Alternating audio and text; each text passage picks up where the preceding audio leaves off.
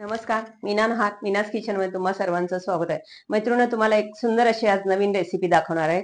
चला आपण सुरुवात करूया. हे पण मैत्रिणी, तुम्हाला ना मी मँगो पल्प वर्षभर कसा टिकेल असं दाखवणार आहे आणि फक्त 2च वस्तूंनी दाखवणार आहे आणि ह्याच्यामध्ये आपण काय प्रिझर्वेटिव्ह वगैरे काही सुद्धा वापरणार नाहीये. तर चला आपण कसं करायचं तो पाहूया. हे पहा, त्यासाठी मी आंबा घेतलेला आहे आणि हा अल्फांजो आंबा आहे. तुम्हाला कुठला रत्नागिरी, देवगड कुठला घ्यायचा असेल तर तुम्ही घेऊ शकता. मी हा घेतलेला आहे. तर हे आपण ह्याचे मी स्वच्छ धुवून ठेवलेलं आहे. आपण ह्याचे हे पहा सुरीने असे पातळसे सगळे साल काढून घेणार आहोत. हे पहा मस्त असे साल काढून घ्या.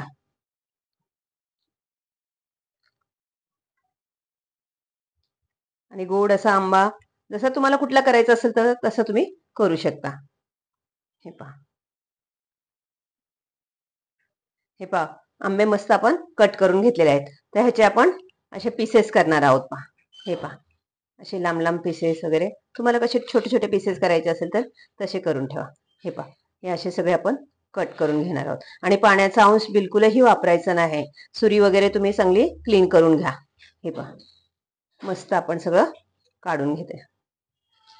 मैत्रिणी, मी असा पल्प काढून ठेवलेला आहे, म्हणजे सगळे पीसेस करून ठेवलेले आहे. आता त्यासाठी काय करणार, असे डब्बे घ्यायचे आपले. टप्परवेअर असेल, कुठला असेल तुमच्याकडे डब्बा असेल तो घ्या आणि ह्याच्यामध्ये काय करायचं, ही आपली अख्खी साखर आहे की नाही रोजची, ती आपली 2 चमचे खाली टाकून द्यायची आहे. हे पहा 2 चमचे खाली टाकणार आहेत आणि हा गर आहे काढलेला, हा सगळं आपण ह्याच्यावरती टाकणार आहोत. पहा मस्त लेअर करायचं आहे आपल्याला.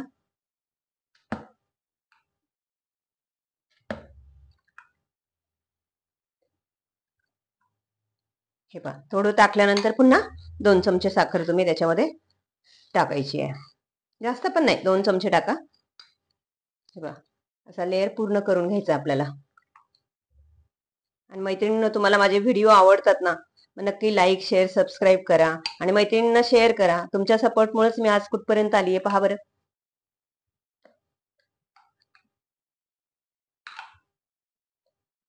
हे पहा पुन्हा 2 चमचे असं पूर्ण डब्बा भरूसपर्यंत आपण करूया, जेवढे मँगो आहे आपल्याकडे.